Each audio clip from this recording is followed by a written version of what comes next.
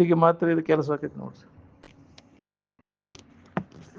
ನಮಗೆ ಯಾಕೆ ಆಗವಲ್ದಂದ್ರೆ ಅದ್ರ ಮ್ಯಾಗಿನ ವ್ಯಾಮೋಹ ಹೋಗಿಲ್ಲ. ಇಹಪರ ಭೋಗಾದಿಗಳಲ್ಲಿ ಆಸಕ್ತಿ ಹಂಗೈತಿ. ಆಸಕ್ತಿ ಪೂರ್ಣ ನಾಶ ಆಗದ ಹೊರತು ನಮಗಿದು ಅನುಭವ ಬರೋದಿಲ್ಲ.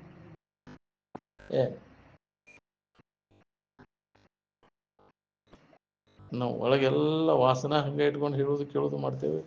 ಇದನ್ನು ಬಿಡು ಬಿಡು ಬರ್ತಕ್ಕೆ ಅಷ್ಟ ನಿಂತಿರ್ತೈತಿ. ತಿಳಿದಂಗೆ ಅನಿಸ್ತೈತಿ ಹೇಳೋ ಹೊತ್ನ್ಯಾಗ ಅಷ್ಟ. ಬಿಡು ಬಿಡು ಪುರುಷತ್ಲೆ ಅದ್ರದ್ದು ವಾಸನ ಪ್ರಬಲ ಆತಂದ್ರೆ ಹೋಗಿ ಬಿಡ್ತೈತೆ. ಅದು ಎಲ್ಲಿ ಹೋತೋ ಏನು, ಕೇಳಿದ್ದು ಹೇಳಿದ್ದು ಎಲ್ಲ ಮಷೀನಿಗೆ ಹೋಗ್ಬಿಡ್ತದೆ. ಆ ವಾಸನೆಗಳ ಕರ್ತಕ್ಕೆ ಎಳ್ಕೊಂಡು ಹೋಗ್ಬಿಡ್ತೈತೆ. ಅದು ಹೋಗಿ ಅದನ್ನು ಮಾಡಕ್ಕೆ ಹಚ್ಚೇ ಬಿಡ್ತೈತೆ. ನಿನ್ನ ಎಲ್ಲಿ ಹೋತನೋ ನಿನ್ನ ವೇದಾಂತ ಎಲ್ಲ. ಇಷ್ಟು ದಿನ ಕೇಳಿದ್ದು ಹೇಳಿದ್ದು ಎಲ್ಲಿತ್ತು? ಎಂದಿನಂತೆ ಹಂಗೆ ಐತಿ, ಏನು ಬದಲಾವಣೆ ಆಗಿಲ್ಲ. ಅದರಲ್ಲಿ ಸುಖ ಬುದ್ಧಿ, ಸತ್ಯತ್ವ ಬುದ್ಧಿ, ವಿಷಯದ ಸಂಪರ್ಕ ಹೋಗದಾಗ ಸುಖ ಹೊಂದಬೇಕು ಅನ್ನೋ ಆಶಯ ಅದು ಬೇರೆ ಬಿಟ್ಟುಬಿಟ್ಟೈತೆ. ಅದು ಪೂರ್ಣ ಹೋಗಿತ್ತಂದ್ರೆ ಆ ಕಡೆ ಮನಸ್ಸು ಹೋಗುವುದಿಲ್ಲ. ತಿಳಿದ ಕೈ ಬಿಡಬೇಕು. ಅದರಲ್ಲಿ ದೋಷವನ್ನು ಕಂಡು ಕೈ ಬಿಟ್ಟಾದ್ರೆ ಪುನಃ ಅತ್ತಾಗ ಮನಸ್ಸು ಹೋಗ್ಬೇಕು.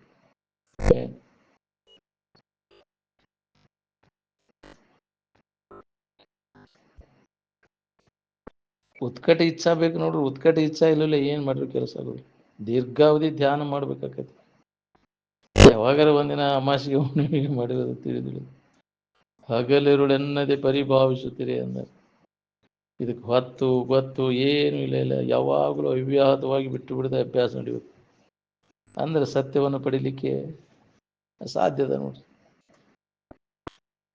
ಇಲ್ಲಿ ವಿಶ್ವವಿದ್ಯಾಲಯದ ಪದವಿ ಪಟ್ಟಾಂತರಗಳಿಗೆ ಪ್ರಾಶಸ್ತ್ಯವಿರುವುದಿಲ್ಲ. ವಿವೇಕ, ವೈರಾಗ್ಯ, ಸಂಹಿತೇಂದ್ರಿಯರಾದಂಥವರಿಗೆ ಮಾತ್ರ ಅಧ್ಯಾತ್ಮದಲ್ಲಿ ಪ್ರಾಶಸ್ತ್ಯವಿದೆ. ಹೌದು, ನಾವು ಭಾಳ ಸಾಲಿ ಕಲ್ತೇವಂದ್ರೂ ಹತ್ತುದಿಲ್ಲ. ನಿನಗೆ ಬೇಕಾದಂಥ ಆನಂದ ನಿನ್ನ ಒಳಗ ಐತೆ ಅನ್ನೋದನ್ನು ಅನುಭವದಿಂದ ನೋಡ್ಕೊ. ಅನುಭವದಿಂದ ನೋಡ್ಕೋಬೇಕಾದ್ರೆ ಮನೋವ್ಯಾಪಾರ, ಇಂದ್ರಿಯಗಳ ವ್ಯಾಪಾರ ಬಂದ್ ಮಾಡಿದಾಗ ಬರ್ತೈತೆ ಅದು ಅನುಭವ. ಇದು ಒಳಗೆ ಸುತ್ತಿಗೆ ಪೆಟ್ಟು ಬಿದ್ದಂಗೆ ಸತತ ಒಳಗೆ ನಡಿಬೇಕು ನೋಡ್ರಿ ಅಭ್ಯಾಸ. ಅಂದಾಗ ಏನಾರ ಸ್ವಲ್ಪ ಕೆಲಸ ಆಕೈತಿ.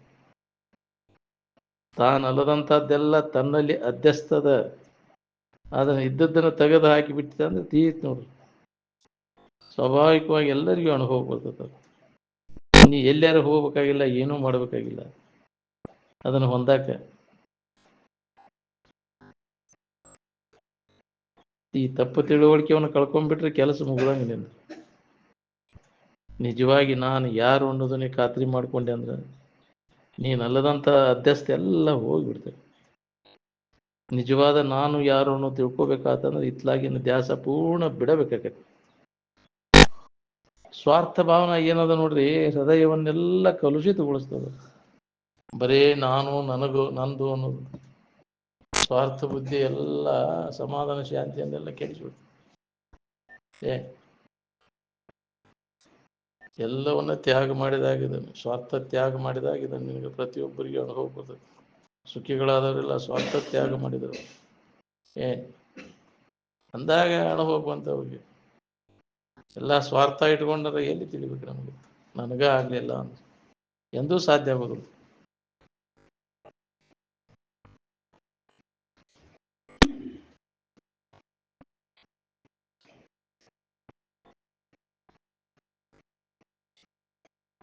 ತನ್ನ ತಾ ತಿಳ್ಕೊಬೇಕಾಗಿತ್ತಂದ್ರೆ ಇತ್ಲಾಗಿನ ದ್ಯಾಸವನ್ನೆಲ್ಲ ಕೈ ಬಿಡಬೇಕಾಗತ್ತೆ. ಬಹಿರ್ಮುಖರೊಳಗೆ ಉದಾಸೀನ ಆಗಬೇಕು.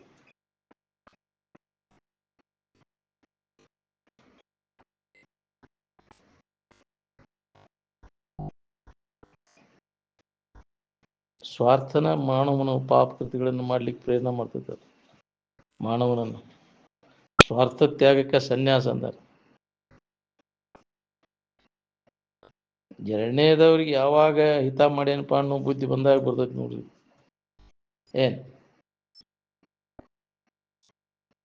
ಹೊರಗೆ ಏನಾರ ಆಡಂಬರ ಪೂಜಾ, ಜಪ ತಪ ಹೋಮ ಯಜ್ಞ ಮಾಡ್ತೇವೆ ಅಂತೀರ, ಈ ಗೈರು ಉಪಯೋಗ. ಹೆಸರಿಗೆ ಮಾತ್ರ ಮಂತ್ರ ಜಪ ಉಪಯೋಗ ಇಲ್ಲ. ಅದು ಅಂತಃಕರಣ ಸ್ವಚ್ಛಗೊಳಿಸೋದಿಲ್ಲ. ಸ್ವಾರ್ಥ ತ್ಯಾಗದಿಂದ ಅಂತಃಕರಣ ಸ್ವಚ್ಛಕತಿ. ಒಟ್ಟ ನೋಡ್ರಿ, ಹೊರಗಿಂದ ಏನಾರ ಸಿಗ್ತೈತೆ ಅನ್ನೋ ಆಶಾ ಕತ್ತರಿಸಿದಾಗ ಕೆಲಸ ಆಗೋದಿಲ್ಲ. ಅದರಲ್ಲಿ ಅದು ಕೊಡ್ತೈತಿ ಇದು ಕೊಡ್ತೈತಿ ಅನ್ನೋ ಕೆಲಸ ಆಗೋದು. ನಿನ್ನಲ್ಲಿದ್ದದನ್ನು ನೀವು ಹೊಂದಾಕಿ ಎಲ್ಲಿಗೆ ಹೋಗ್ಬೇಕಾಗಿಲ್ಲ, ಏನೂ ಮಾಡಬೇಕಾಗಿಲ್ಲ, ರೆಡಿ ಇದ್ದದ್ದೈತೆ ಅದು. ಅದು ಯಥಾರ್ಥ ಅದು ಇದ್ದಕ್ಕಿದ್ದಂಗೆ ಅದನ್ನು ತಿಳ್ಕೊಳ್ಳೋದು ಅಷ್ಟೇ ನಮ್ಮ ಕೆಲಸ. ಏನು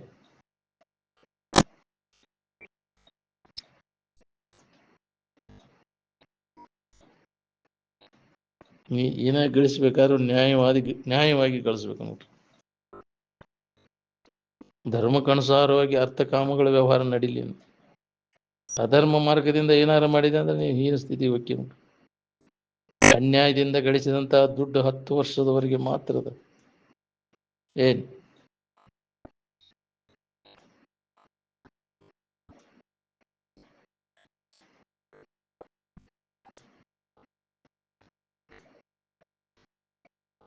ನಾವು ವಿಷಯದ ಹತ್ರ ಹಾಕೊಂಡು ಕುಂತೀವಿ ಅಂದ್ರೆ ಆತ್ಮರ ಹತ್ರ ಆಗ್ಲಿಕ್ಕೆ ಬರುವುದೂ ಇಲ್ಲ. ಏನು ವಿಷಯದ ಆಶಯ ಏನು ಮಾಡ್ತೈತಿ, ನಮ್ಮನ್ನ ಏನು ಮಾಡ್ತೈತಿ ಅಂದ್ರೆ ಒಬ್ರಿಗೊಬ್ರು ಹೊಡೆದಾಡಕ್ಕೆ ಹಚ್ತೈತಿ. ಯುದ್ಧಗಳು, ಹೊಡೆದಾಟ ಎದ್ರ ಸಂಬಂಧ? ವಿಷಯದ ಆಶಯ ಸಂಬಂಧ ಹೋದಿಲ್ಲ. ರಕ್ತ ಕಾಲುಗಳನ್ನೆಲ್ಲ ಹರಿಸಾಡ್ಲು ಒಬ್ರಿಗೊಬ್ರು ಹೊಡೆದಾಡಿ ವಿಷಯ ಸಂಬಂಧ. ಏನು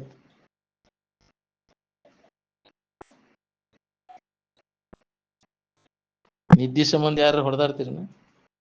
ಎಲ್ಲರೂ ವಿಷಯ ಸಂಬಂಧ ಹೊಡೆದಾಡ್ತಿರಿಲ್ಲ. ನಮ್ಮ ನಿದ್ದೆ ಯಾರು ಕಸ್ಕೊಂತಾರಂತ ಯಾರ್ದಾರು ಕೂಡ ಹೊಡೆದಾಡಕ್ಕೆ ಹೋಗಿರ್ನ? ಅದು ಕಸ್ಕೊಳಕ್ಕೆ ಬರುತ್ತೆ ಏನ್ಸೂ ಅಲ್ಲ. ಏನು ವಿಷಯಗಳನ್ನು ಕಸ್ಕೊಂತಾರಂತ ಮಂದಿ ಕೂಡ ಹೊಡೆದಾಡಕ್ಕೆ ಹೋಗಿರು? ವಿಷಯ ವಸ್ತುಗಳು ಸುಖ ಕೊಡ್ತಾವನ್ನು ತಪ್ಪು ತಿಳುವಳಿಕೆಯಿಂದ ಅವುಗಳು ಬೆನ್ನು ಹತ್ತಿಬಿಟ್ಟೆ ನಾವು. ಅವು ಕಡ್ಡಿ ಆದ ಕೂಡಲೇ ಸಿಟ್ಟು ಬರೋಕ್ಕೆ ಶುರು ಆಗ್ತೈತಿ. ಏನು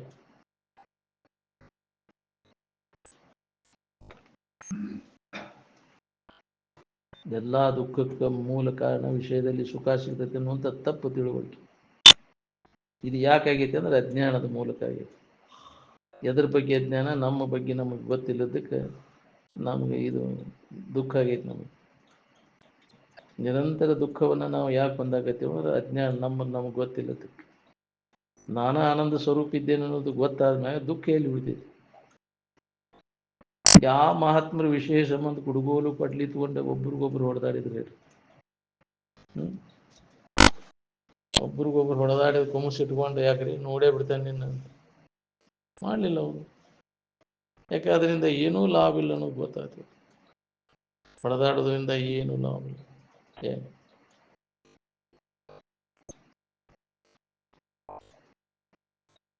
ಒಬ್ರಿಗೊಬ್ರು ಯಾರೋ ವಿಷ ಹಾಕಕ್ಕೆ ಓಡಾಡಿದ್ರು ನಾವು, ಏನು ಮಾಡ್ಬೇಕಾಗೈತಿ? ನಿನಗೆ ಅದು ಹಾನಿ. ಇನ್ನೊಬ್ರು ವಿಷ ಹಾಕಿದ್ರೆ ನಿನಗೆ ಹಾನಿ ಐತಿ. ಏನು ದೊಡ್ಡ ಸಾಮ್ರಾಜ್ಯ ಹೊಂದಿದಂಗೆ ಆಯ್ತು. ನಾವು ವಿಷ ಹಾಕಿ ನಿನ್ಗೆ ಸಿಕ್ಕಿಬಿಡ್ತೈತಿ ಅದು ಸಾಮ್ರಾಜ್ಯ. ಏನು ಮಾಡಿದ್ರು ಸಿಗುದಿಲ್ಲ. ಅದು ಪಾಪ ಕಟ್ಕೋತೀವಿ, ಮತ್ತು ಜನ್ಮ ಅಂತ ತಿರುಗಬೇಕು ಅದರ ಸಂಬಂಧ.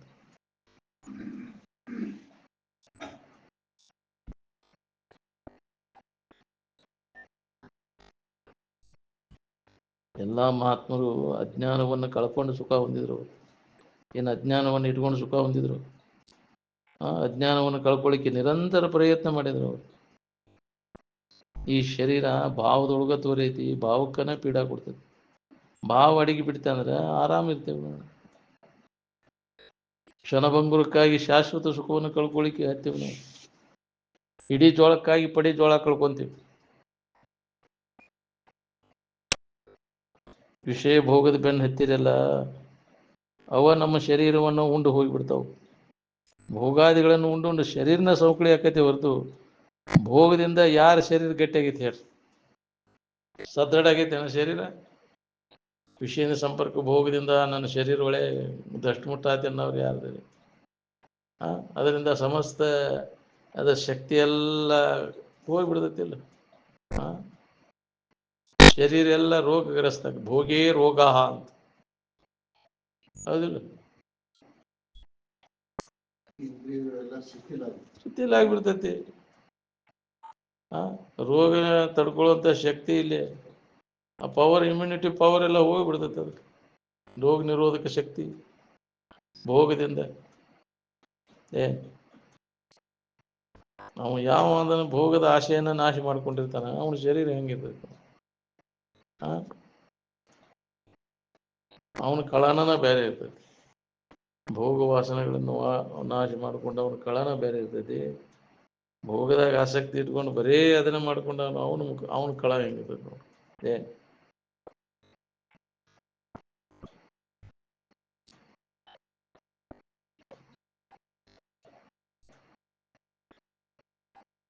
ಭೋಗ ವಾಸನ ನಾಶ ಆಗ್ಬೇಕಂತ ನಾವು ಜ್ಞಾನದ ಕಡೆ ಲಕ್ಷ್ಯ ಬೇಕು. ನಾವು ಯಾವ ಜ್ಞಾನ ತಮ್ಮ ಸ್ವರೂಪದ ಕಡೆ ಲಕ್ಷ್ಯ ಯಾವಂದಿರ್ತೈತಿ ಅವಾಗ ಆ ವಾಸನೆಗಳು ಪೂರ್ಣ ನಾಶ ಆಕ್ಕವು. ಏನು ಬ್ರಹ್ಮಚರ್ಯ ಜೀವನ ಲಕ್ಷಣಗಳನ್ನ ಬೇರೆ ಇರ್ತಾವ. ಬ್ರಹ್ಮದ ಕಡೆ ಲಕ್ ಕೊಟ್ಟ ಶಾರೀರಿಕ ಬ್ರಹ್ಮಚಾರಿ ತಾನಿಂದ ತಾನ ನಡೀತಿದ್ರಿ ಅದ್ರ ಮನಸ್ಸು ಹಾಕೋದಿಲ್ಲ ಮತ್ತಾಗ. ಏನ್ ಬ್ರಹ್ಮಚಾರಿ ಅಂದ್ರೆ ಬರೇ ಮದುವೆ ಮಾಡ್ಕೊಳ್ಳೇ ಇದ್ದಾವಲ್ಲ. ಏನ್ ಅವ್ ಮದುವೆ ಮಾಡಿಕೊಂಡ್ರು ಬ್ರಹ್ಮಚರ್ಯದಿಂದ ಇರ್ತಾನ. ಅವನ ಲಕ್ಷಣಗಳು ಬೇರೆ. ಏನ್ ಅವನ ಕಳನ ಬೇರೆ ಇರ್ತದೆ. ಅದಕ್ಕೆ ಸಿಕ್ಕಿಧ್ವಜ ರಾಜ ಎಷ್ಟೊಂದು ಕಳ ಐತಲ್ಲ ನಿನ್ನಲ್ಲಿ ಅಂತ ಚುಡಾಲ ರಾಣಿಗೆ ಎಷ್ಟು ಏನೋ ಅಮೃತ ಕೊಡ್ತೀಯ ನೀನು ಅಂತ ಕೇಳ್ತಿದ್ದೆ ಚುಡಾಲ ರಾಣಿಯನ್ನು. ಏನ್ ಇದಕ್ಕೆಲ್ಲ ಏನು ಕಾರಣ? ಏನ್ ಆಕೆ ಹೇಳಿದ್ರೆ ನಾಟ್ಲಿಲ್ಲ ಅವಾಗ. ನಾನು ಅದನ್ನು ಹೊಂದೇ ತೀರ್ತೇನೆ ಅಂತ ಅಡವಿಗೆ ಹೋದ.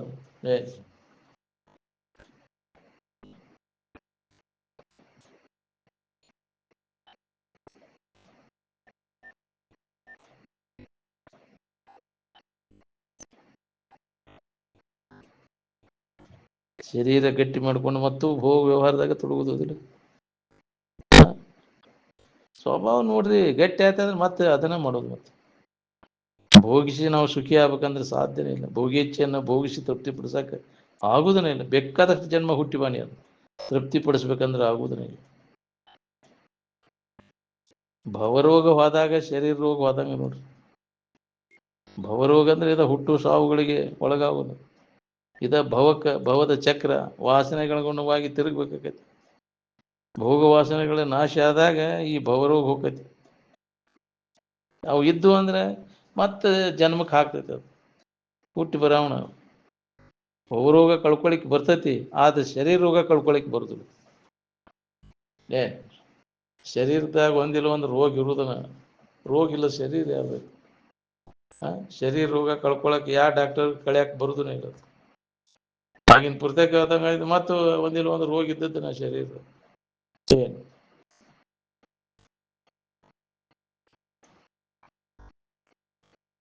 ಶರೀರ ಸಂಬಂಧ ತಪ್ಪಿಸ್ಕೊಂಡಾಗ ನೀನು ನಿರೋಗಿ ಆಕಿನು.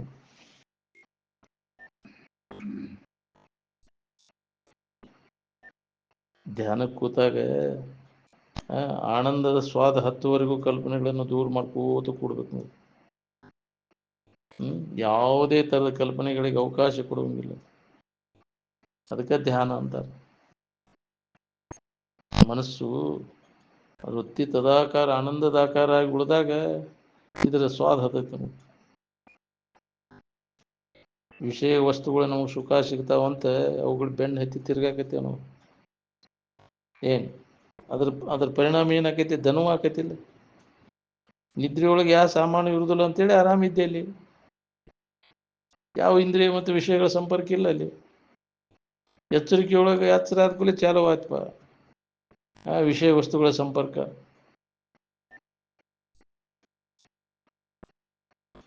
ಎಚ್ಚರಿಕೆ ಒಳಗೆ ಎಲ್ಲ ಸಾಮಾನು ಇರ್ತಾವಲ್ಲ. ಹಂಗಾರೆ ಸಂಕಟ ಯಾಕೈತೆ ಅಂದ್ರೆ ನಿದ್ಯಾಗ ಯಾವ ಸಾಮಾನು ಇರುದಿಲ್ಲ. ಅಲ್ಲಿ ಆರಾಮ ಇರ್ತಿಲ್ಲ.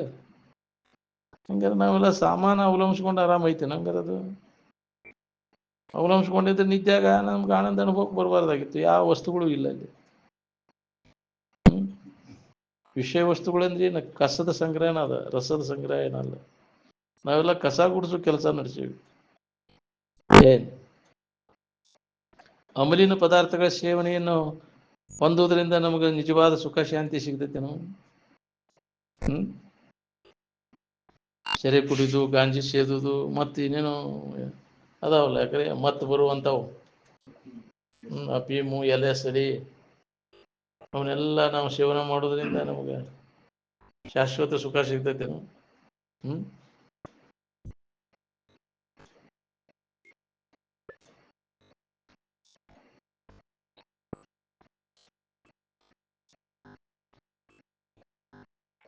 ಅಮಲಿನ ಪದಾರ್ಥಗಳಿಂದ ಹೊಂದುವಂಥ ಆನಂದ ಮಾನಸಿಕ ಮತ್ತು ಶಾರೀರಿಕ ಶಕ್ತಿಯನ್ನೆಲ್ಲ ಕೆಡಿಸಿಬಿಡ್ತದೆ. ಮತ್ತು ಚಟಗಳ ಮತ್ತಟ್ಟು ಗಟ್ಟಿ ಆಕ್ಕವು. ಒಮ್ಮೆ ಆ ಚಟಕ್ಕೆ ಅಧೀನ ಆದ ಅಂದ್ರೆ ತೀರ್ತದೆ, ನೀನು ಹೆಣ ಹೊರ ಮುಟ್ಟ ಬಿಡುದಿಲ್ಲ. ಚಟ ಅಧೀನ ಹಾಕೊಂಡು ಕುಂತ ಏನು ಲೆಕ್ಕ ಹಾಕೋದಿಲ್ರಿ ಅವ. ಇದು ಲುಕ್ಸಾನ ಲಾಭ ಮೊದಲು ಅದನ್ನು ಹಾಕಿಬಿಡು. ದಿನ ಎದ್ದು ಗದ ತೆಗಿತಾರಿಲ್ಲ ಅಂತ ನೋಡ್ಕೊಂತ ಹೋಗಿ. ಹೌದಿಲ್ಲ, ಹೋಗಿ ಅವಂದ ಹೋಗಿ ಪಾಳೆ ಹಚ್ಚೇ ಬಿಡ್ತಾನೆ. ಏನೂ ಬೇಕಾಗಿಲ್ಲ ಅವ ಅಂತ ಏನು.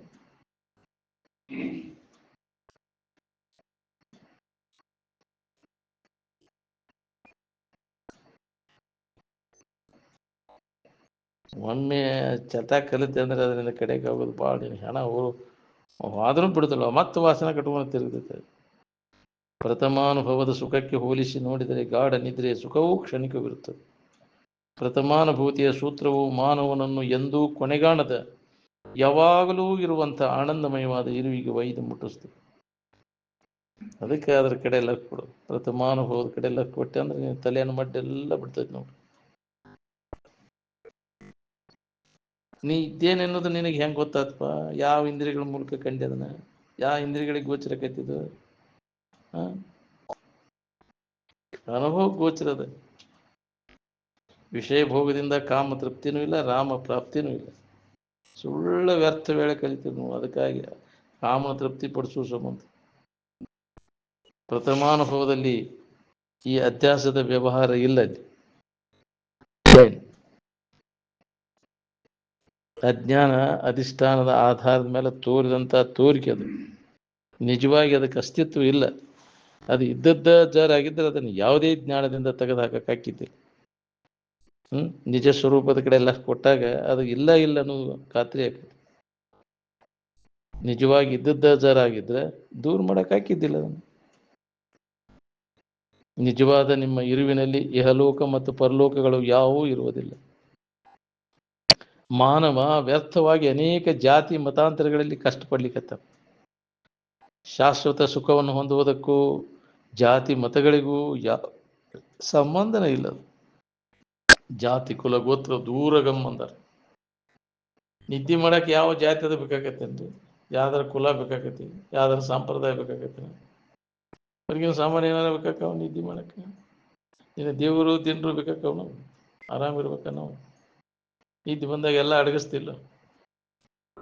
ಮತ್ತು ಸತ್ತುಳು ದೇವ್ರು ಅದಾವಲ್ಲ ಅವನೇ ಅಡಗಿಸ್ತೀವ ಅಂದ್ರೆ ಇಟ್ಕೊಂಡು ಕೊಂಡಿರ್ಬೇಕಿಲ್ಲ ಅವನು. ನಮ್ಮ ಮನೆ ದೇವರು ಅಂತ ಅದರ ಅಭಿಮಾನ ಒಳಗೆ ಹಿಡ್ಕೊಂಡು ಹೋಗ್ತೇವೆ. ಎಲ್ಲದರ ಅಭಿಮಾನ ಕೈ ಬಿಟ್ಟಿರ್ಬೇಕನ್ನೋ ಹೊತ್ನಾಗ ಅದನ್ನು ತೊಗೊಂಡು ಏನು ಮಾಡೋದು?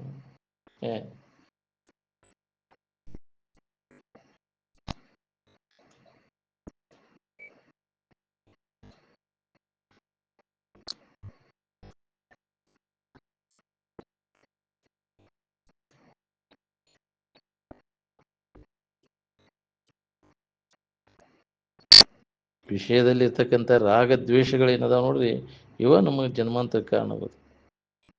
ರಾಗದ್ವೇಷಗಳಿಗೆ ಸ್ವರೂಪದ ಅಜ್ಞಾನನೇ ಕಾರಣ. ಅಧ್ಯಾತ್ಮದ ವ್ಯವಸಾಯ ದಶೆಯಿಂದ ನಾವು ಹೆಚ್ಚು ವೇಳೆಯನ್ನು ಮೀಸಲಾಗಿ ಇದಕ್ಕೆ ಇಟ್ಕೋಬೇಕು ನೋಡ್ರಿ. ಅಂದ್ರೆ ಲಾಭ ತಗೊಂಡಾಗ ನಮಗೆ ಸಿಕ್ಕಂಥ ವೇಳೆಯನ್ನು ಸದುಪಯೋಗ ಮಾಡ್ಕೋಬೇಕು. ಆಯುಷ್ಯದ ವೇಳೆಯನ್ನು ತಿಳುವಳಿಕೆಯಿಂದ ತನ್ನ ಸ್ವರೂಪದಲ್ಲಿ ಮನಸ್ಸು ಆಗೋ ಪ್ರಯತ್ನ ಮಾಡಬೇಕು. ತಿಳಿಯಲಿ ಅಜ್ಞಾನದೊಳಗಿರ್ತೇವೆ. ತಿಳಿದಿರ್ಬೇಕು. ಅರಿವಿನ ಮೂಲಕ ಆ ಸ್ಥಿತಿಯನ್ನು ನಾವು ಹೊಂದಬೇಕಾಗಿದೆ. ಅವಾಗ ಜೀವನ ಯಾತ್ರಾ ಮುಗದಂಗೆ. ಈ ಶರೀರ ಹೋಗೋದ್ರೊಳಗಾಗಿ ನಮ್ಮ ಕೆಲಸ ಮಾಡ್ಕೋಬೇಕು. ತರ ಯಾವನ್ನ ಬಿದ್ದೈತಿ, ಶರೀರವೆಂಬ ಡೋಣಿ ಒಡೆದು ಹೋಗೋದ್ರೊಳಗಾಗಿ ಈ ಸಂಸಾರ ಸಾಗರವನ್ನು ದಾಟ. ವಿಷಯ ಚಿಂತನ ಕಡಿಮೆ ಆದಾಗ ಸ್ವರೂಪ ಚಿಂತನ ನಡೀತೈತಿ ನೋಡ್ರಿ. ಇದು ಅತಿಯಾದ ವಿಷಯದ ವ್ಯಾಮೋಹದಾಗ ಬಿದ್ದೆ ಅಂದ್ರೆ ಇದನ್ನ ನೆನಪಿಗೆ ತಗೊಳಕ್ ನಿನಗೆ ಪುರುಸೊತ್ತ ಸಿಗುದಿಲ್ಲ. ನೀನು ಅಲ್ಲದನ್ನ ನೀನಂತ ತಿಳ್ಕೊಂಡು ಕೂತಿ ನೋಡೋದನ್ನೆಲ್ಲ ಕೈ ಬಿಡು. ಇದಕ್ಕೆ ಅಹಂಕಾರ ತ್ಯಾಗ ಅಂತಾರೆ. ಅವಾಗ ಈ ದುಃಖದಿಂದ ನಿನಗೆ ಬಿಡುಗಡೆ ಆಕತಿ.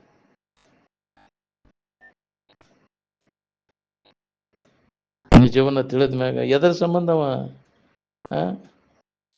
ಕರ್ಮಗಳನ್ನು ಮಾಡಿ ದನದು ಯಾಕ್ರಿ ಇಷ್ಟೆಲ್ಲ ಶ್ರಮ ಯಾಕೆ ಪಡ್ತಾನೆ ನಾವು ನಿಜವನ್ನ ತಿಳಿದ ಮ್ಯಾಗ ಏನೂ ಮಾಡಕ್ಕೆ ಹೋಗೋದು ನಾವು. ಯಾವ ಅರ್ಥದ ಸಲುವಾಗಿ ಇನ್ನೊಬ್ಬರು ಪೀಡಾ ಕೊಟ್ಟು ವಿಷಯ ಸಂಗ್ರಹ ಮಾಡ್ಕೊತ ಅಡ್ಡಾಡ್ತಾನೆ ನಾವು ಅದನ್ನು ಮಾಡಕ್ಕೆ ಹೋಗೋದು ನಾವು. ಪರಮಾತ್ಮನ ಪ್ರಾಪ್ತಿ ಇಲ್ಲದೆ ಬರೀ ಪ್ರಪಂಚದಲ್ಲಿ ನಿರರ್ಥಕ ಶ್ರಮವನ್ನು ವಹಿಸುತ್ತಿರುವ ಮೂರ್ಖರ ಮುಖವನ್ನು ಸಹ ನೋಡಬಾರ್ದು ಅಂತ. ಮೂರ್ಖರು ಅಂತ ಏನೂ ಲಾಭ ಇಲ್ಲಲ್ಲಿ ಮಾಡತ್ತೀವಿ, ಇಂದ್ರಿಯ ಸಂಪರ್ಕ ಭೋಗ ಮಾಡ್ಕೊತೇವೆ, ಏನು ಲಾಭ ಆತದ್ರಿಂದ? ಧನೂ ಆತಿಲ್ಲ, ಎಷ್ಟೋ ಜನ್ಮಗಳು ಹಿಂಗೆ ಕಳೆದಿಲ್ಲ ನೀವು. ಯಾವಾಗ ಎಚ್ಚರಾಗವ ನೀನು? ವಿಷಯದ ವ್ಯಾಮೋಹದಿಂದ ಕಡೆಕಾಗುವುದು ಯಾವಾಗ? ಕೇಳ್ತಿ ಮತ್ತೆ ವ್ಯಾಮೋಹಕ್ಕೆ ಬೀಳ್ತಿಯಲ್ಲ, ಏನು ತಿಳಿದಂಗೆ ಆತ ನಿಮಗೆ?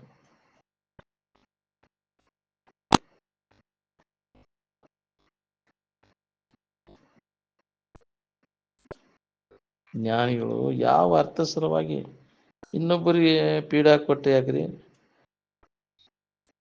ಇದ್ದ ಸಮಾಧಾನ ಯಾಕೆ ಕೆಡಿಸ್ಕೊತಾರ್ರಿ ಅವರು? ಎಲ್ಲವೂ ಬ್ರಹ್ಮಮಯ ಅಂತದ ಆತಂದ್ರೆ ದುಃಖ ಯಾಕಾಕತ್ತೆ ಅಂದರೆ ಬಾಧಪಡಿಸಿ ತೋರಿಕೆ ಬಾಧಪಡಿಸಿದಾಗ ಬ್ರಹ್ಮಮಯ. ಹಂಗೆ ಇದ್ದಕ್ಕಿದ್ದಂಗೆ ಬ್ರಹ್ಮಮಯ ಅಂತೇಳಿ ಅನ್ನಕ್ಕೆ ಬರ್ತೈತೆ. ಇದೆಲ್ಲ ಬಾಧಪಡಿಸಿದಾಗ ತೋರಿಕೆಲ್ಲ ಅಡಗಿದಾಗ ನಿನಗೆ ಆನಂದದ ಅನುಭೂತಿ ಆಗಕ್ಕೆ ಶುರು. ಅವಾಗ ಎಲ್ಲವೂ ಬ್ರಹ್ಮ ಸ್ವರೂಪ ಅನ್ನೋದು ಹೊಳಿತೈತಿ ನಿನಗೆ. ಏನು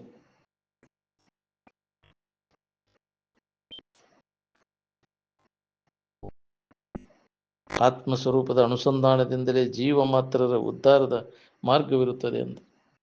ಹೌದು, ನನ್ನ ಬಗ್ಗೆ ನಾವು ತಿಳ್ಕೊಳ್ಳಿಕ್ಕೆ ಯಾವಾಗ ಪ್ರಯತ್ನ ಮಾಡ್ತೇವೆ ಯಾವಾಗ ನಮ್ಮ ಉದ್ಧಾರ ಆಗೈತೆ.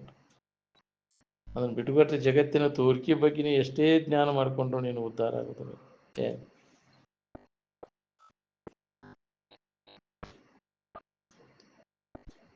ಒಂದು ದಿವಸದ ಜೀವನ ಹೆಂಗದ ಹಂಗೆ ಇಡೀ ಜನ್ಮದ್ದೂ ಅದ ನೋಡ್ರಿ. ಒಂದು ದಿವಸದ ಕೊನೆಗೆ ಏನು ಉಳಿತೈತಿ ಇಡೀ ಜನ್ಮದ ಕೊನೆಗೂ ಅದ ಉಳಿತೈತಿ. ಮುಂಜಾನೆಯಿಂದ ಸಂಜೆ ತನಕ ವಿಷಯಾನುಸಂಧಾನ ನಡೆದ ಹೊರತು ಸ್ವರೂಪದ ಅನುಸಂಧಾನ ಇಲ್ಲ. ಅಂದಿಂದ ಎಂದಿಗೆ ಆಗ್ಬೇಕು ನಮಗೆ ಇದು ಹೊಂದುದು ನಿಜವಾದ ಸುಖ ಶಾಂತಿಯನ್ನು ಹೊಂದುವುದು ಯಾವಾಗ?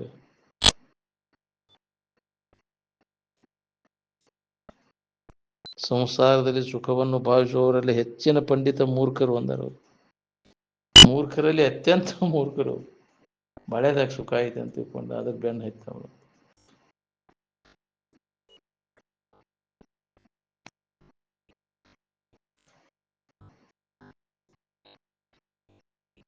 ಒಬ್ರಿಗೊಬ್ರು ವಿಷಯದ ಉಬ್ಬಿನ ಹಚ್ಚವರು ಹೊರತು ನಿಜವನ್ನು ತಿಳ್ಕೋರಿ ಸ್ವರೂಪ ಅನುಸಂಧಾನ ಮಾಡಿ ಜನ್ಮ ಸಾರ್ಥಕ ಮಾಡ್ಕೊಳ್ಳೋಂತ ಹೇಳವ್ರು ಯಾರ್ದಾರೆ? ಯಾವ ತಂದೆ ತಾಯಿಗಳು ಹೇಳ್ತಾರೆ ಮನೆಯವರು? ಈ ಅಜ್ಞಾನವನ್ನು ಕಳ್ಕೋಪ, ಜ್ಞಾನ ಸ್ಥಿತಿಯನ್ನು ಹೊಂದು ಮನುಷ್ಯನ ಜನ್ಮದ ಲಾಭ ಮಾಡ್ಕೋರಿ ಅಂತ ಹೇಳವ್ರು ಯಾರು?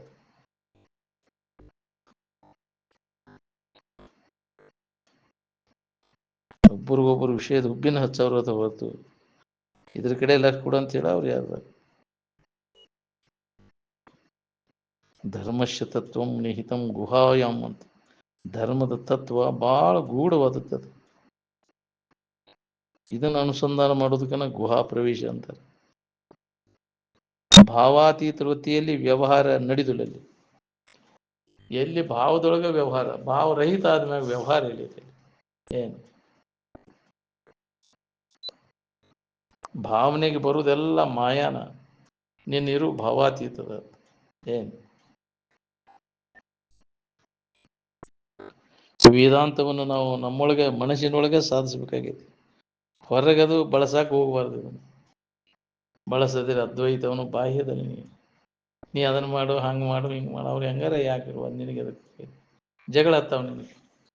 ಹಂಗೆ ಯಾಕೆ ಮಾಡ್ತೀನಿ? ಅವ್ರು ಕೂಡ ವಾದ ಮಾಡ್ಬೋದು, ಎದಕ್ಕೆ ಬೇಕಾಗೈತಿ? ಅಂತಲ್ಲಿ ಇದನ್ನು ಮಾತಾಡಕ್ಕೆ ಹೋಗ್ಬಾರ್ದು. ತಿಳ್ಕೊಂಡು ಸುಖ ಹೊಂದ್ಬೇಕನ್ನೋ ಅಲ್ಲಿ ಅಷ್ಟೇ ಹೇಳ್ಬೇಕು. ಇದನ್ನು ಸಿಕ್ಕಲ್ಲೇ ಇದನ್ನು ಮಾತಾಡಕ್ಕೆ ಹೋಗ್ಬಾರ್ದು. ಜಗಳ ಹತ್ತಾವ. ಹೌದಿಲ್ಲ? ಕರೆ ಹೇಳಿದ ಕೂಡಲೇ ಸಿಟ್ಟು ಬರ್ತೈತೆ ಅವ್ರಿಗೆ. ನೀವು ವಾದ ಮಾಡಕ್ಕೆ ಹೋಗಿ ಸಿಕ್ಕೊಂಡು ಕುಂಡಿರ್ತಿ ಅಲ್ಲಿ.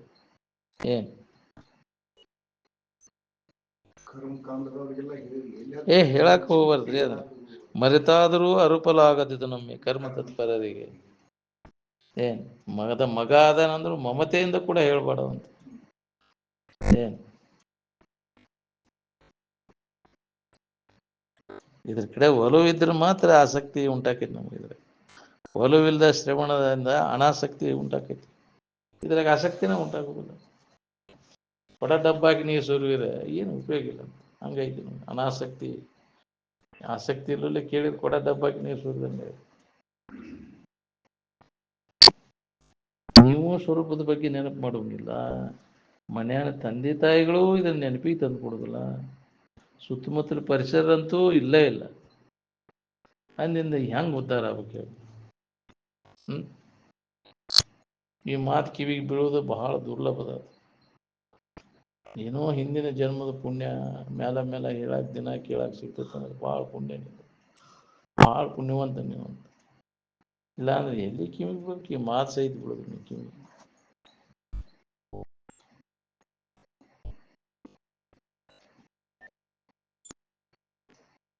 ತ್ರಿದೋಷ ಕೂಡ್ತೆ ಅಂದ್ರೆ ಉದ್ಧಾರ ಆಗೋದು ಹೆಂಗ? ವಾತ ಪಿತ್ತ ಕಪ ಎಲ್ಲಿ ಚಾನ್ಸೇ ಇಲ್ಲ. ಒಂದು ಇದೇ ಇಲ್ಲ. ಎಲ್ಲ ಉಲ್ಬಣ ಹಾಕೊಂಡು ಕೂತಾವ. ವಾತ ಪಿತ್ತ ಕಪ ಮೂರು ಅದು ಅಂದ್ರೆ ಯಾಂತ ಡಾಕ್ಟರ್ ಬಂದಾನಂದ್ರು ಅದು ನೋಡಿದ್ರೆ ಶನಿಪಾತ್ಕಂತಾರ ಅದಕ್ಕೆ ತ್ರಿದೋಷ ಕೂಡ್ತೇನೆ. ಏನು ಅದು ಬದುಕೋದ ಕಠಿಣ. ಏನು ಹಂಗಾಗಿತ್ತು ನಮ್ಮ ಪರಿಸ್ಥಿತಿ.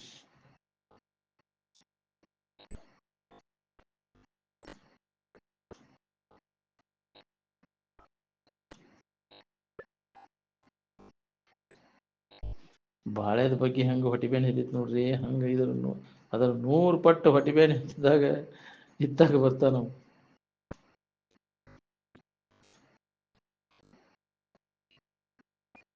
ಅಂತಃಕರಣ ಸ್ವಚ್ಛ ಮಾಡ್ಕೋಬೇಕಂದ್ರೆ ಆತ್ಮ ಸುವಿಚಾರವೆಂಬುವಂಥ ಕ್ರಿಯೆ ಯಾವಾಗಲೂ ನಡಿಬೇಕಿದೆ.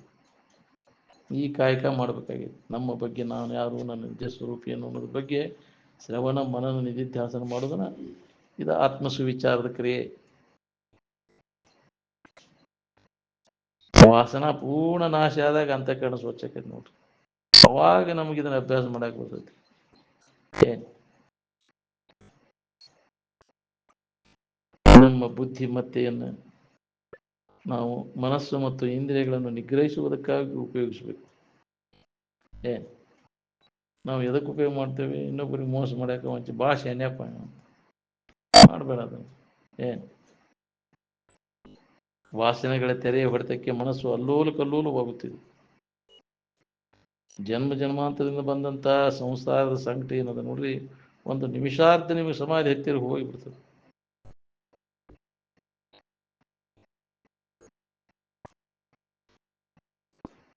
ಈ ಎಚ್ಚರಿಕೆ ಬಾಳೆ ನಿದ್ರೆ ಇದಕ್ಕೆ ಸರಿ ಆಕೈತಿ. ನಿದ್ರೆ ಆನಂದಕ್ಕೆ ಸರಿ ಆಕೈತೇನ್ರಿ? ನಿದ್ರೆ ಆನಂದಕ್ಕೆ ಸರಿ ಆಗುವುದಿಲ್ಲ. ಇನ್ನು ಸ್ವರೂಪದ ಆನಂದಕ್ಕೆ ಅಂದು ಸರಿ ಆಗ್ಬೇಕು. ಆನಂದದ ಕಡೆ ಲಕ್ ಕೊಟ್ರೆ ಆನಂದ ಇರ್ತೈತಿ. ಆನಂದ ಅಂತ ಎದರ ಕಡೆ ಲಕ್ ಕೊಟ್ರೆ ಆನಂದ ಇರ್ತೈತಿ ಏನ್ರಿ? ಆನಂದದ ಅನುಭವ ಎಲ್ಲರಿಗೂ ಒಂದೇ ಐತೆ. ಹಿಂದಿನವ್ರಿಗೆ, ಈಗಿನವ್ರಿಗೆ, ಮುಂದಿನವ್ರಿಗೆ ಎಲ್ಲ ಒಂದೇ ನಮೂನೆ ಅನುಭವ ಬರ್ತದೆ. ದೇಹ ಬುದ್ಧಿಯ ನಾಶದ ನಂತರ ಎಲ್ಲರಿಗೂ ಒಂದೇ ಸ್ವರೂಪದ ಪ್ರಾಪ್ತಿಯಾಗುವುದು. ಶರೀರ ಸಂಬಂಧ ತಪ್ಪಿಸಿಕೊಂಡು ನೋಡ್ಕೊ, ಎಲ್ಲರಿಗೂ ಒಂದೇ ಅನುಭವ ಬರ್ತದೆ. ಸೃಷ್ಟಿ ವಿರಹಿತವಾದ ಅನುಭವದಿಂದ ಬ್ರಹ್ಮವನ್ನು ತಿಳಿಯತಕ್ಕದ್ದು. ಹೌದು, ದೃಶ್ಯಕ್ಕೆ ವಿಲಕ್ಷಣವಾಗಿ ನಿಂತು ನೋಡ್ಕೋಬೇಕಾಗೈತಿ. ದೃಶ್ಯ ಭಾವನೆಯನ್ನೆಲ್ಲ ಅಲ್ಲಗಳೆದು ನಿಂತು ನಿಜದ ಅನುಭವವನ್ನು ಮಾಡಿಕೊಂಡಾಗ ನಮಗದು ಅನುಭವ ಬರ್ತದೆ.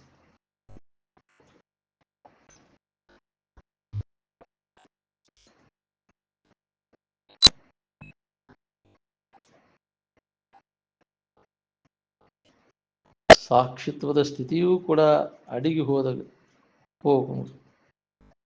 ಸಾಕ್ಷಿ ಎಲ್ಲಿ ತನಕ ಅದು ನೋಡೋದಿರ್ತೈತಿ ಅಲ್ಲಿ ಮಟ್ಟ ನೋಡವ.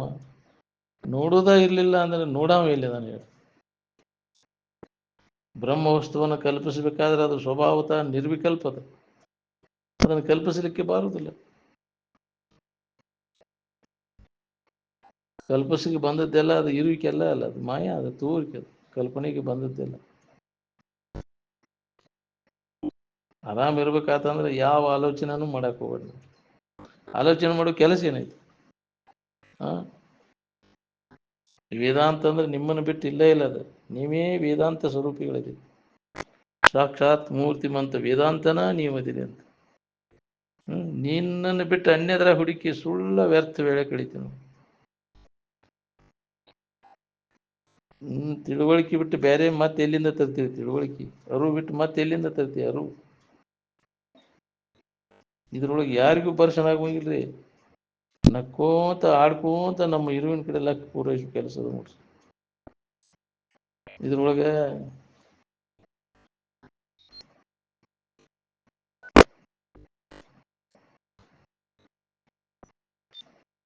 ಯಾರಿಗಾರ ಪರ್ಸನ್ ಆಗೋದ್ರೆ ಎದ್ರ ಸಂಬಂಧ ಪರ್ಸನ್ ಆಗೋದು ಕೆಡಕಾಗೋದು? ಭೇದ ಅದು ಇದು ಇದ್ದಲ್ಲಿ ಭೇದ ಪರ್ಸನ್ ಇರ್ತೈತಿ, ಅದು ಇದು ಇಲ್ದಲ್ಲಿ ಭೇದ ಇಲ್ಲ, ಪರ್ಸನ್ ಇಲ್ಲ. ನಿಮ್ಮ ನಿಜವಾದ ಇರುವನ್ನು ನೆನಪಿಡ್ಲಿಕ್ಕೆ ಹೊರಗಿನ ಸಾಮಾನು ಏನು ಬೇಕಾಗಿಲ್ಲ. ನಮ್ಗೆ ಯಾವುದು ಸಾಮಾನು ಇಲ್ಲದ ನಮ್ಗೆ ಅನುಭವ ಬಂದವು. ಆನಂದದ ಅನುಭವ ಯಾವಾಗ ಆಕೈತಿ ಅಂದ್ರೆ ಅನ್ಯ ಭಾವನೆಗಳನ್ನೆಲ್ಲ ಅಳದಾಗ ಪ್ರತಿಯೊಬ್ಬರಿಗೆ ಅದು ಅನುಭವ ಬರ್ತೈತಿ.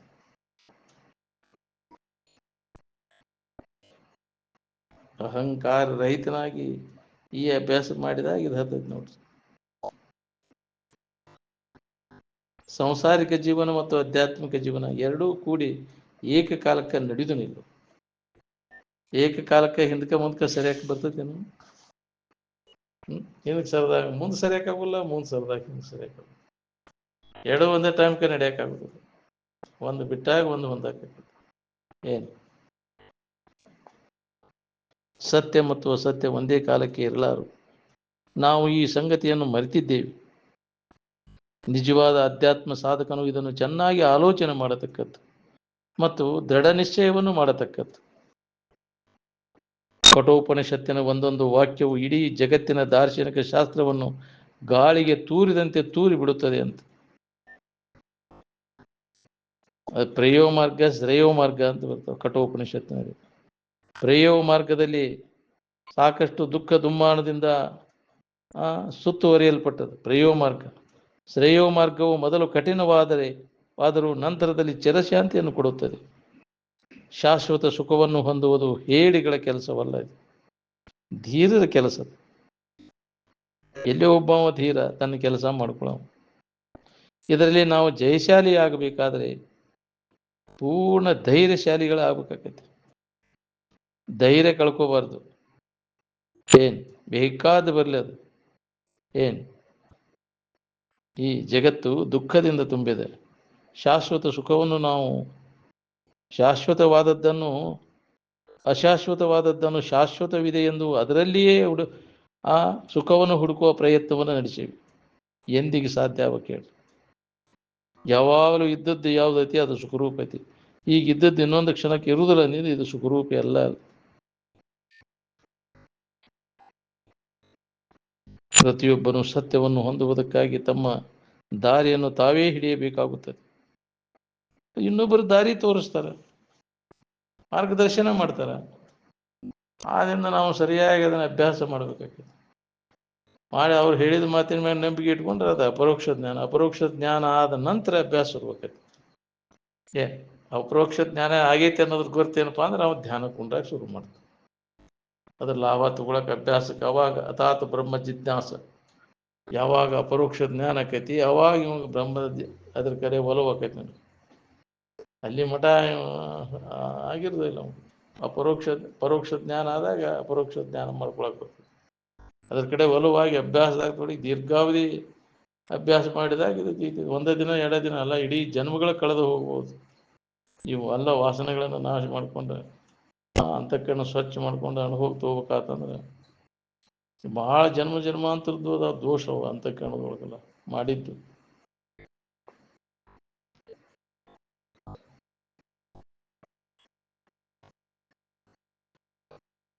ಎಲ್ಲರೂ ತಮ್ಮ ಗುರಿಯಾದ ಸತ್ಯವನ್ನು ಹೊಂದಲಿಕ್ಕೆ ಸ್ವತಂತ್ರರಾದ ನಿತ್ಯ ಶ್ರವಣ ಮಾಡಿದ್ದನ್ನು ಮನನ ಮಾಡಬೇಕು. ಸತ್ಸಂಗದಿಂದಲೇ ಶ್ರವಣ ದೃಢ ಆಕೈತಿ. ನಾವು ಏನು ಶ್ರವಣದ ಬಲ ಜೋರಾದ್ರೆ ನಿಧಿಧ್ಯಾಸನ ಪರಿಪಕ್ವಾದಾಗ ಸಮಾಧಿ ಹತ್ತದ. ನನಗೆ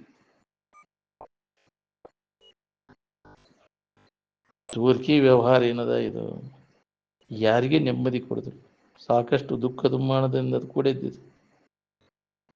ಶ್ರವಣದ ಕಡೆ ಲಕ್ ಕೊಟ್ಟೆ ಅಂದ್ರೆ ಬುದ್ಧಿ ನಿಶ್ಚಲ ಆಗಕ್ಕೆ ಶುರು ಆಕೈತಿ. ವಿಷಯದ ಕಡೆ ಲಕ್ ಕೊಟ್ಟೆ ಅಂದ್ರೆ ಬುದ್ಧಿ ಚಂಚಲ ಆಗಕ್ಕೆ ಶುರು ಆಕೈತಿ. ಆ ಟೈಮ್ನಾಗ ಎಲ್ಲ ಸಂಘ ತಪ್ತೈತಿ, ಉಡಾಳ ಜನರ ಸಂಘನೂ ತಪ್ತೈತಿ. ಶ್ರವಣದ ಕಡೆ ಲೆಕ್ಕ ಬಂದು ಕುಂಡ್ರಾಕೈತಿ ನೀನು. ಆ ಉಡಾಳ ಜನರ ಸಂಘದಾಗ ಏನು ಸಂಸ್ಕಾರಗಳು ಮತ್ತಟ್ಟು ಗಟ್ಟಿಯಾಕವು. ಎಲ್ಲಿ ನಿತ್ಯ ಶ್ರವಣವಿರುವುದಿಲ್ಲವೋ ಅದು ವಿಪರೀತ ಲಕ್ಷಣವೆಂದು ತಿಳಿಯಿರಿ. ಎಲ್ಲಿ ಶ್ರವಣ ನಡೆಯುವುದಿಲ್ಲ ಒಂದು ಕ್ಷಣ ಕೂಡ ಅಲ್ಲಿ ನಿಲ್ಲಬಾರದು. ಶ್ರವಣವಿಲ್ಲದಿದ್ದರೆ ಹಿಂದೆ ಮಾಡಿದ ಸಾಧನಗಳು ವ್ಯರ್ಥವಾಗುವು. ಸಾಧಕನಾಗಲಿ ಸಿದ್ಧನಾಗಲಿ ಶ್ರವಣವಿಲ್ಲದಿದ್ದರೆ ಅಯೋಗ್ಯನೆನಿಸುವನು. ಹೌದು, ಇವು ದಿನ ಇಲ್ಲಿ ನಡಲಿಲ್ಲ ಅಂದ್ರೆ ಇದನ್ನು ಕಟ್ಟಿ ಉಪಯೋಗ ಇಲ್ಲ. ಯಾಕ್ರಿ, ಎದರ ಸಂಬಂಧಪ ಇದನ್ನು ಮಾಡಿದ್ದು? ನಿತ್ಯ ನಮ್ಮ ಹಿರಿವಿನ ಬಗ್ಗೆ ಕೇಳೋದು ಹೇಳೋದು ಅಭ್ಯಾಸ ನಡಿಬೇಕು. ನಾವು 2 ಹೊತ್ತರ ಕನಿಷ್ಠ ನಡಿಬೇಕು ನೋಡಿದ್ದು.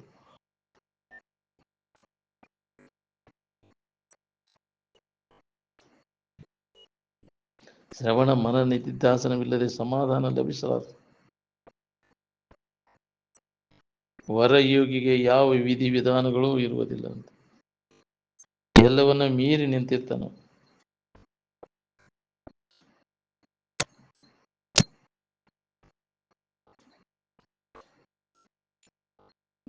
ಯಾವ ಮನುಷ್ಯನು ಆಲಸ್ಯದಿಂದ ಶ್ರವಣದ ಕಡೆಗೆ ದುರ್ಲಕ್ಷ್ಯ ಮಾಡುವನು ಅವನ ಸ್ವಹಿತವು ಹಾಳಾಗಿ ಹೋಗುವುದು.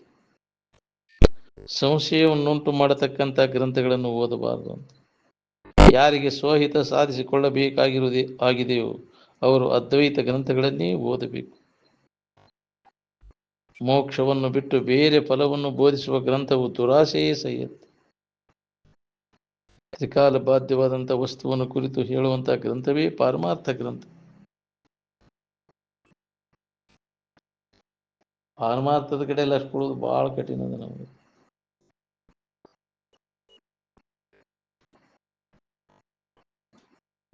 ಉತ್ತರಾಯಣದಲ್ಲಿ ಶರೀರ ಬಿಟ್ಟರೆ ಸ್ವರ್ಗಕ್ಕೆ ಹೋಗೋಣ, ದಕ್ಷಿಣಾಯಣದಾಗ ಶರೀರ ಬಿಟ್ಟರೆ ನರಕಕ್ಕೆ ಹೋಗೋಣ ಅಂತ. ದಕ್ಷಿಣಾಯನ ಅಂದ್ರೇನು? ವಿಷಯಾದಿಗಳ ನೆನವಿನ್ಯಾಗ ವಿಷಯಗಳ ನೆನಪು ಮಾಡ್ಕೊಂತ ಶರೀರ ಸತ್ಯ ಅಂದ್ರೆ ನರಕಕ್ಕೆ ಹೋಗ್ತೈತಿ. ಸ್ವರೂಪದ ನೆನಪು ಮಾಡ್ಕೊಂತ ಶರೀರ ಬಿಟ್ಟ ಅಂದ್ರೆ ಸ್ವರ್ಗಕ್ಕೆ ಹೋಗ್ತಾನೆ. ಏನು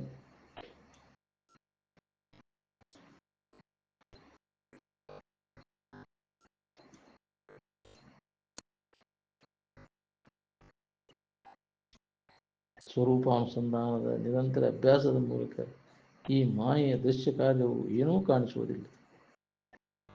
ಭಜನೆ ಮಾಡೋದಂದ್ರೆ ಏನಕ್ಕೆ? ಕಂಚು ಪುಡಿ ಮಾಡೋದಲ್ಲ, ಒಬ್ರಿಗೊಬ್ರು ಸಂತೋಷಗೊಳಿಸೋದ ಭಜನೆ ಅಂತ. ಸೇವಾ ಮಾಡೋದು, ಉಪಕಾರ ಮಾಡೋದು. ಸುಖದಾಯಕವಾದಂಥ ವಿದ್ಯೆಯನ್ನು ಕಲಿಸಿದ್ರೆ ಕಲಿಯಾಕೆ ಒಲ್ಲೆ ಅಂತ, ಕಲಿಸಿ ವಿದ್ಯಾ ಕಲಿಯಾಕೆ ಓಡಾಡ್ತಾರೆ. ಆನಂದಮಯವಾದ ಇರುವನ್ನು ದಿನಾಲು ಎಲ್ಲ ಪ್ರಾಣಿಗಳು ಅನುಭವ ಮಾಡ್ತಾನೆ. ಆದರೂ ಅದು ಸಂವಿದಿಲ್ಲ, ಇದ್ದಕ್ಕಿದ್ದಂಗೆ ಐತಿ. ಹೆಚ್ಚು ಕಡಿಮೆ ಆಗುವುದಿಲ್ಲ, ವಿಕಾರ ಆಗುವುದಿಲ್ಲ. ವಿಷಯ ವಸ್ತುಗಳು ಏನದಾವಲ್ಲ ಇದ್ದಕ್ಕಿದ್ದಂಗೆ ಯಾವೂ ಇರುವುದಿಲ್ಲ. ಅವು ಏನು ಅವನು ಹೆಂಗೆ ಬಳಸ್ಕೊಂತ ಹೋಗ್ಯೋ ಅವೆಲ್ಲ ಕೆಟ್ಕೊಂತ ಹೋಗ್ತಾವಿಲ್ಲ.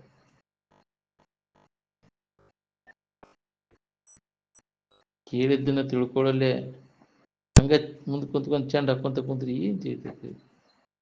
ನಿರೂಪಣೆಯೊಳಗಿನ ಅರ್ಥವನ್ನು ತಿಳಿದುಕೊಳ್ಳದೆ ಸುಮ್ಮನೆ ಶ್ರವಣ ಮಾಡುವವನು ಶ್ರೋತೃವಿರದೆ ಮನುಷ್ಯ ರೂಪದ ಪಾಷಾಣ ನಿರುತ್ತಾನೆಂದು ತಿಳಿಯಬೇಕು. ಕಲ್ಲು ಕುಂತಾಗ ಬೆಲ್ಲ ಜಜ್ಜು ಗುಂಡ್ಕಲ್ ಕುಂತಿ ಅದ್ವಾರಿ ಏನು ಹೇಳಿದ್ರು ಹಳ್ಳಿ ಹೇಳಾಕೋದು. ಕೇಳಿದ್ರೆ ಹೌದಿಲ್ಲ, ಕೇಳಿದ್ದನ್ನು ಚೆಂದಾಗಿ ನೆನಪಿಟ್ಕೊಂಡು ಪುನಃ ಅದನ್ನು ಮನನ ಮಾಡಂದ ಗಟ್ಟಿ.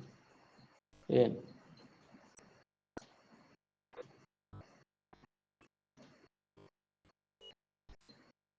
ಬುದ್ಧಿ ಹಿಡಿದಾಗ ದುರ್ಗುಣ ಹೋದಂಗೆ ಅನಿಸ್ತದೆ, ಆದ್ರೆ ಹೋಗಿರುದಿಲ್ಲ. ಮತ್ತು ಅಂಥ ಸಂಘದಾಗ ಕುಡಿದ ಕೂಡಲೇ ಅದ್ರ ಪ್ರಚೋದನೆ ಹೆಚ್ಚಾಗಿ ಜಡ ಬುದ್ಧಿ ಜಡ ಸಂಘದಾಗ ಬೆರೆತ ಕೂಡಲೇ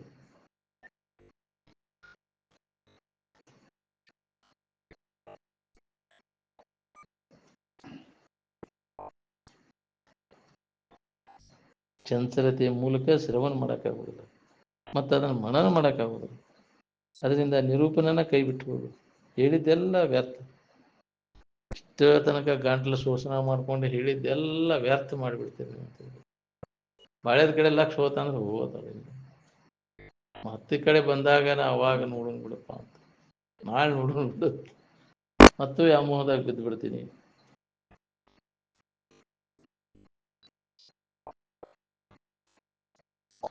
ಚಂಚಲತೆಯ ಮೂಲಕ ಶ್ರವಣ ಮಾಡೋಕ್ಕಾಗೋದಿಲ್ಲ, ಮತ್ತು ಅದನ್ನು ಮನನ ಮಾಡೋಕ್ಕಾಗೋದಿಲ್ಲ. ಅದರಿಂದ ಕೇಳಿದ್ದೆಲ್ಲ ಮರ್ತು ಹೋಗುತ್ತೆ. ಚಂಚಲ ಮನುಷ್ಯನ ಎದುರಿಗೆ ಕುಳಿತರೂ ಅವನ ಮನಸ್ಸು ನಿಜವಾಗಿ ಅಲ್ಲಿ ಇರುವುದೇ ಇಲ್ಲ. ಅವನ ಮನಸ್ಸು ಕಲ್ಪನಾ ಚಕ್ರದಲ್ಲಿ ಬಿದ್ದಿರುತ್ತದೆ.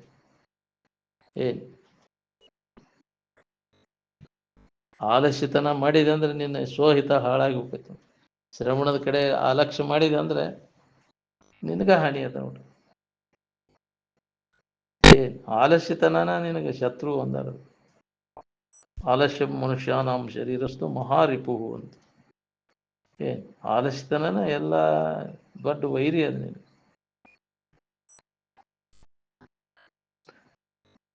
ನಿದ್ರೆ ವಿಲಾಸದಿಂದ ಆಲಸ್ಯ ಆಯುಷ್ಯವು ವ್ಯರ್ಥವಾಗಿ ಹೋಗುವುದು ಅಂತ.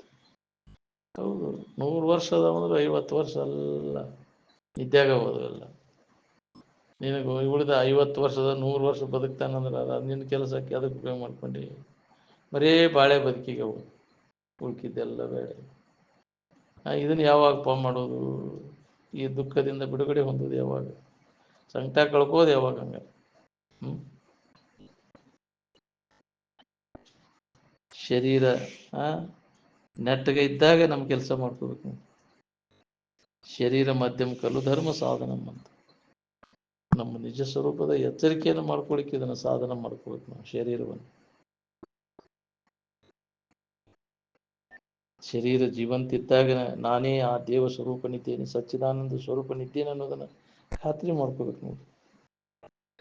ನಿಮ್ಮ ಆರಾಮ್ ಇನ್ನೊಂದು ಯಾವುದರ ವಸ್ತುವಿನೊಡನೆ, ವ್ಯಕ್ತಿಯೊಡನೆ, ಸ್ಥಿತಿಗತಿಗಳೊಡನೆ ಅದನ್ನು ಅವಲಂಬಿಸ್ಕೊಂಡೈತೇನೆ. ಮತ್ತೆ ನಿಮ್ಮ ಆರಾಮ್ ನಿಮ್ಮ ಕೂಡಿ ಸದ್ಯಕ್ಕೆ ಐತಿ, ಅದನ್ನು ಯಾವಾಗ ಬೇಕು ಅವಾಗ ನೀನು ಹೊಂದಾಕ್ಬೋದು. ಇಚ್ಛಾ ಮಾಡಿದ್ರೆ ಅದನ್ನು ಹೊಂದಬಹುದು. ಪಿಂಡ ಸಹಿತ ಬ್ರಹ್ಮಾಂಡ ಭಾವ ಎಲ್ಲ ಅಡಗಿದಾಗ ನಿನಗಿದ ಅನುಭವ ಬರ್ತದೆ. ಏನಿದ್ದಿ ಅದನ್ನು ಬಿಟ್ಟು ಅಲ್ಲದನ್ನು ಹಿಡ್ಕೊಂಡು ಒದ್ದಾಡ್ಲಿಕ್ಕತ್ತಿ ಅಲ್ಲೋ.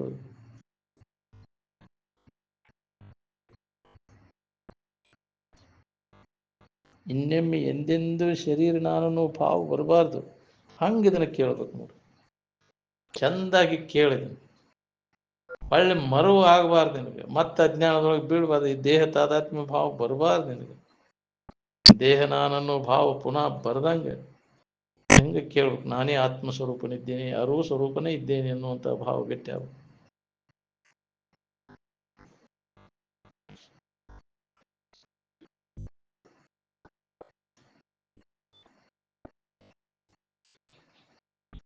ಈ ಬಾಳೆ ಎಲ್ಲ ಹಿಂಗೈತಿ, ಇದೇ ಸತ್ಯ ಅಂತ ತಿಳ್ಕೊಂಡ್ಬಿಟ್ಟೇವ್ ನಾವು.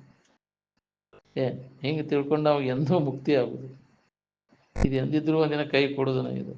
ಅದಕ್ಕೆ ಇದ್ರ ಬಗ್ಗೆ ಉದಾಸೀನ ಆಗಕ್ಕಿಲ್ಲ. ನಿಜವಾದ ನಾನು ಯಾರಿದ್ದೇನೆ ಅನ್ನೋದನ್ನು ವಿಚಾರ ಮಾಡಿ. ನಿನ್ನ ಭಾವದಲ್ಲಿ ಇದು ಯಾವ ಇಲ್ಲ, ಜಗತ್ತಿನ ಭಾವ ಇಲ್ಲ. ಇದು ಆ ಭಾವನೆಯೊಳಗೆ ಗಟ್ಟಿಯಾಗಿ ಉಳ್ಕೋಬೇಕಾಗಿತ್ತು. ಶಾಸ್ತ್ರಾದಿಗಳು ನಮ್ಮ ನಿಜವಾದ ಇರುವನ್ನ ನೆನಪಿಗೆ ತಂದು ಕೊಟ್ಟು ಹೋಗ್ಬಿಡ್ತಾವೆ. ನೆನಪಿಗೆ ತಂದುಕೊಂಡು ಇರುವುದು ನಮ್ಮ ಕೆಲಸ.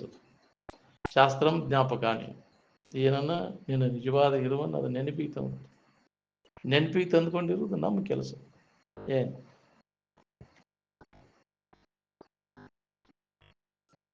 ಈ ಸಂಸಾರನ ಖರೆ ಇದ ಸುಖರೂಪ ಅಂತ ತಿಳ್ಕೊಂಡು ನಮಗೆ ಇದು ಹತ್ತುದನ್ನ ಇಟ್ಟು ವಿಚಾರ ಮಾಡಿ ನೋಡಿದ್ರೆ ಎಲ್ಲಿದೆ ನಿನಗೆ ಸಂಸಾರ? ಸಂಸಾರವನ್ನು ನೀ ತಿಳಿಯವ, ನಿನಗೇನೈತಿ ಸಂಸಾರ?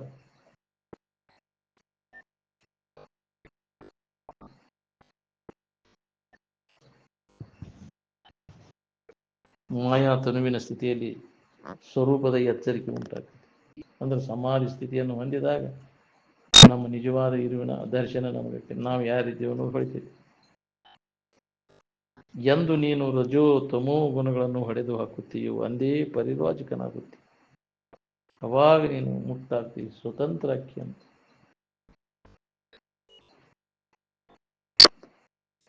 ಯಾವಾಗಲೂ ಸ್ವರೂಪಾನುಸಂಧಾನದಲ್ಲಿ ನಿರತನಾಗಿರುವುದು ಸಾಧುವಿನ ಮುಖ್ಯ ಲಕ್ಷಣ. ಅವಾಗ ಸಾಧು ಅಂತಾರೆ. ಯಾವ ವಿಷಯ ಕಡೆಗೆ ಮನಸ್ಸು ಹರಿಬಿಡುದಿಲ್ಲ. ಭಂಗರಹಿತವಾದಂಥ ಇರುವನ್ನು ತಿಳಿಸಿಕೊಡುವಂತಹ ಶಬ್ದಗಳಿಗೆ ಅಭಂಗ ಅಂತಾರೆ. ಸ್ವರೂಪದ ಕಡೆ ಲಕ್ಷ ಕೊಡೋದು ಬಿಟ್ಟಿ ಅಂದ್ರೆ ಮಾತ್ರ ದಿಕ್ಕು ತಪ್ತೈತಿ ನಿಂದ. ನಿತ್ಯ ಶ್ರವಣದಿಂದ ಎಲ್ಲ ನಮೂನಿ ಕಲ್ಯಾಣ ಆಕೈತಿ ನೋಡ್ರಿ. ಅದಕ್ಕೆ ಶ್ರವಣ ತಪ್ಪಿಸ್ಕೋಬೇಡ್ರಿ ಅಂತ ಅಪ್ಪ ಅವ್ರ ಮೇಲೆ ಶಿವನದ ಅಜ್ಜಾವೃತ್ತಿ ಭಾಳ ಒತ್ತು ಕೊಟ್ಟು ಹೇಳಿ, ಒಂದು ಹೊತ್ತು ಊಟ ತಪ್ಪಿದ್ರು ಅಡ್ಡಿ ಇಲ್ಲಪ್ಪ, ಶ್ರವಣ ಬಿಡಬೇಡ್ರಿ ಅಂತ. ಏನು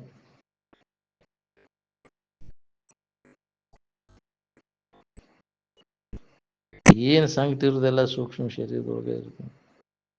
ಜಡ ಶರೀರ ಹೋದ ಕೂಡಲೇ ಸೂಕ್ಷ್ಮ ಶರೀರ ಹಿಡ್ಕೊಂಡು ತಿರುಗ್ತದೆ ಜೀವ ವಾಸನ ಕಟ್ಕೊಂಡು. ಏನು ನಿನ್ನ ಸ್ವರೂಪ ಜ್ಞಾನ ಆಗೋ ಮಟ್ಟ ಸೂಕ್ಷ್ಮ ಶರೀರದಾಗ ತಿರುಗು ಪಾಳೆ ತಪ್ಪುದಿಲ್ಲ. ಮೋಕ್ಷವನ್ನು ಅಥವಾ ಮುಕ್ತಿಯನ್ನು ಹೊಂದಬೇಕನ್ನೋರೆಲ್ಲರೂ ಅದು ಎಲ್ಲ ಸೂಕ್ಷ್ಮ ಶರೀರದೊಳಗೆ ಐತದು. ಒಳಗಿನ ಭಾವ ಎಲ್ಲ ಹೋಗ್ಬೇಕು ನೋಡೋದು. ನೀವು ಶಿವನವ್ರು ಆಗ್ಬೇಕಾದ್ರೆ ನಿರ್ವಿಷಯದವ್ರು ಆಗಬೇಕು. ವೃತ್ತಿ ಎಲ್ಲ ಅಡಿಗಿದಾಗ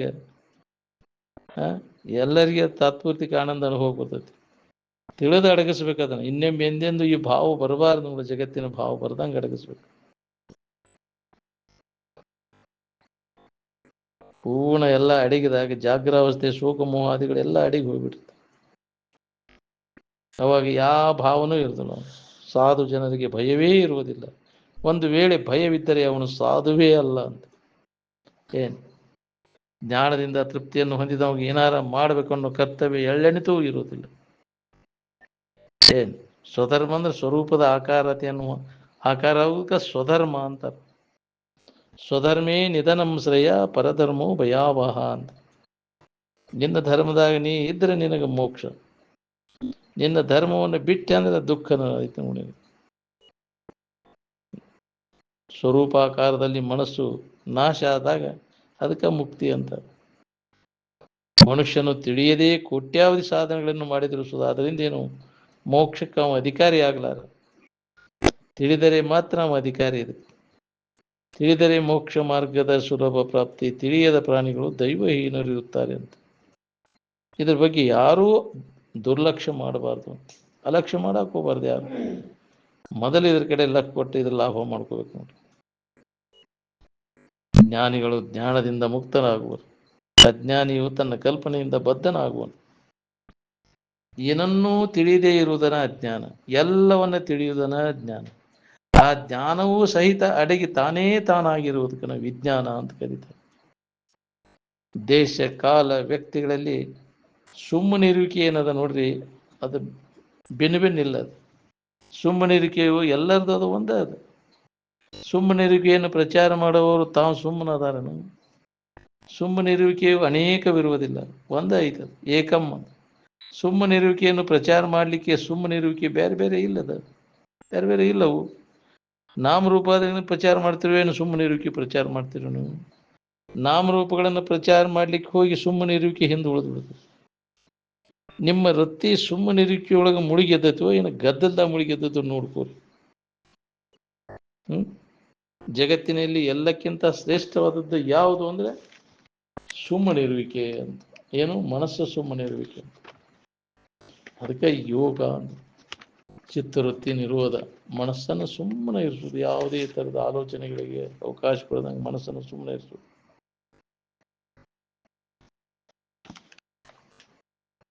ನಾಮರೂಪಾದಿಗಳನ್ನು ಅಳಿದು ಉಳಿದ ಇರುವಿಕೆಯೇ ಸುಮ್ಮನಿರುವಿಕೆ ಅಂತ.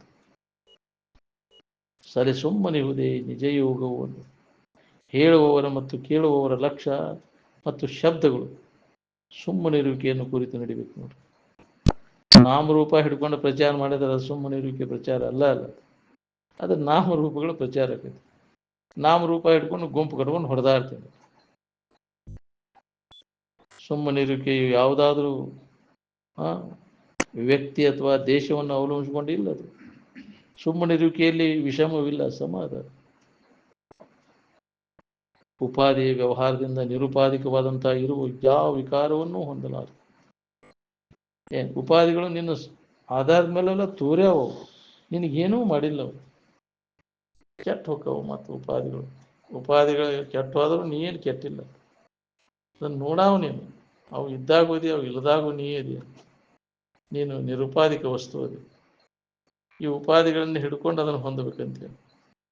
ಏನು ಈ ಉಪಾಧಿಗಳು ಯಾವ ಟೈಮ್ನಾಗ ಇರ್ತಾವು ಮತ್ತು ಅಡಿಗೆ ಹೋಗ್ತಾವು, ತೋರ್ತಾವು, ಅಡಗ್ತಾವು. ಇದಕ್ಕಿದ್ದಂಗೆ ಇರೋದಲ್ಲ, ವಿಕಾರ ಆಕ್ಕಾವು, ನಾಶ ಆಕ್ಕಾವು. ಪ್ರತಿಯೊಂದು ವಸ್ತು ಇದಕ್ಕಿದ್ದಂಗೆ ಇರೋದು, ಬದಲಾವಣೆ ಹಾಕೊಂತವು.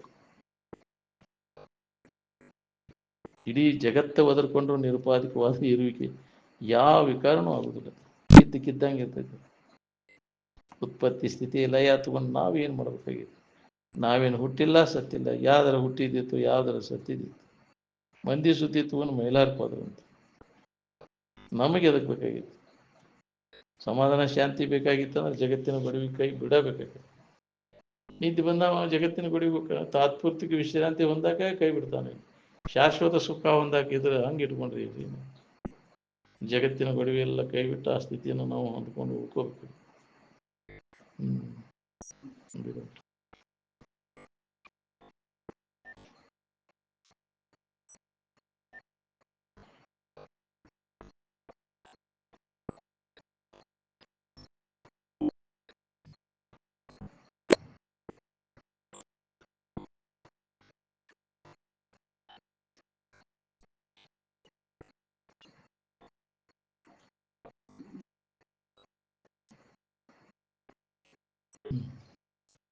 सकल साधु संत महाराज